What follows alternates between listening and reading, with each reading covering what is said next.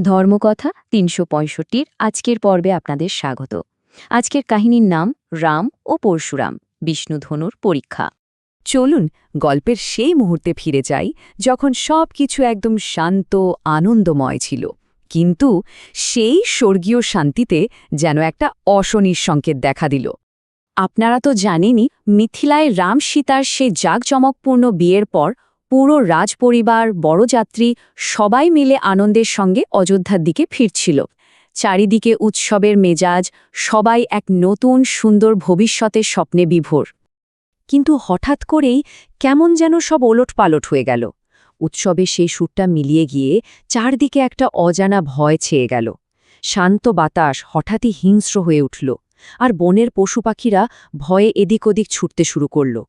প্রকৃতির এই অস্বাভাবিক আচরণই যেন বলে দিচ্ছিল সামনে বড় কোনো বিপদ আসছে।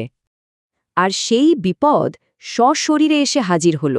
পথের মাঝখানে হঠাৎই আবির্ভূত হলেন তিনি, মহাক্রোধী কিংবদন্তি যোদ্ধা ঋষি পরশুরাম। ভাবুন একবার সেই দৃশ্যটা। তার উপস্থিতি এতটাই শক্তিশালী ছিল যে বিশাল রাজকীয় শোভাযাত্রাটা এক মুহূর্তে থমকে গেল।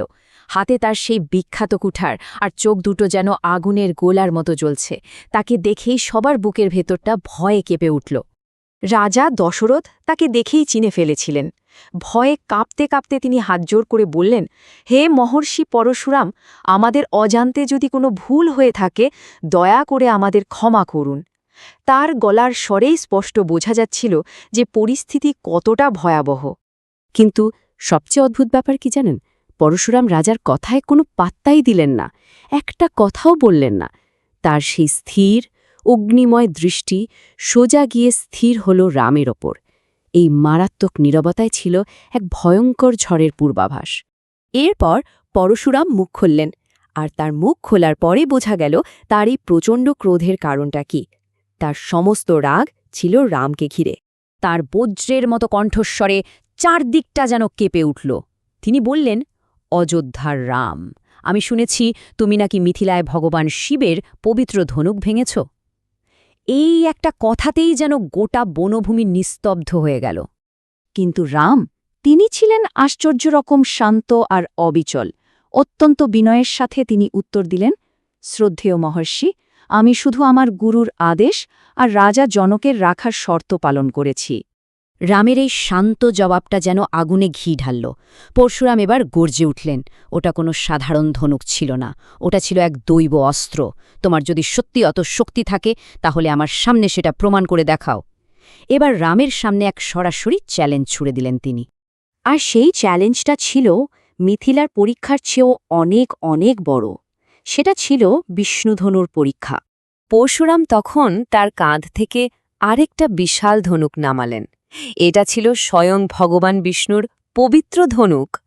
বলা হয়, শিবধনু আর বিষ্ণুধনু দুটোই দৈব অস্ত্র হলেও বিষ্ণুধনু ছিল আরও অনেক বেশি শক্তিশালী।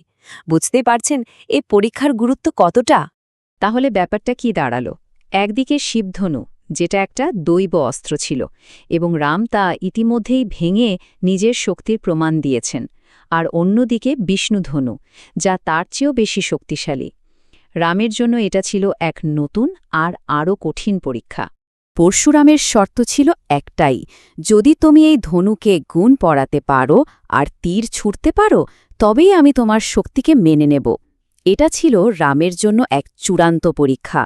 এরপর যে মুহূর্তটা এলো, সেটা ছিল এক কথায় অবিশ্বাস্য, এক দৈব মুহূর্ত।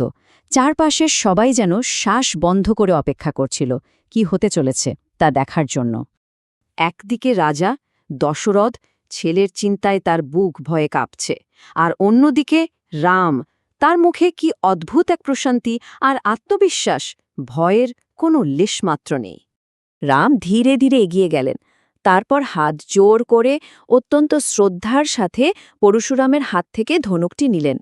সেই মুহূর্তে উপস্থিত সবাই যেন দম বন্ধ করে তাকিয়ে রইল, আর তারপর রাম সেই দৈব অস্ত্রের ওপর হাত রাখলেন। আর ঠিক সেই মুহূর্তেই এক অলৌকিক ঘটনা ঘটতে শুরু করল, এমন কিছু যা সেখানে উপস্থিত কেউই কোনোদিন কল্পনাও করতে পারেনি। তাহলে কি হবে এরপর? রাম যখন বিষ্ণুর পবিত্র ধনুকে গুণ পড়াবেন, তখন কি ঘটবে? পরশুরাম কি অবশেষে রামের আসল পরিচয়টা বুঝতে পারবেন? এই সব প্রশ্নের উত্তর নিয়ে আমরা আসছি পরের পর্বে। ধর্মকথা ৩৬৫তে প্রতিদিন শুনুন রামায়ণের এক নতুন অধ্যায়, মানব জীবনের ধর্ম, ন্যায়, ভালোবাসা ও ত্যাগের মহাকাব্য রামায়ণ। এখন শুনুন এক নতুন ধারায়।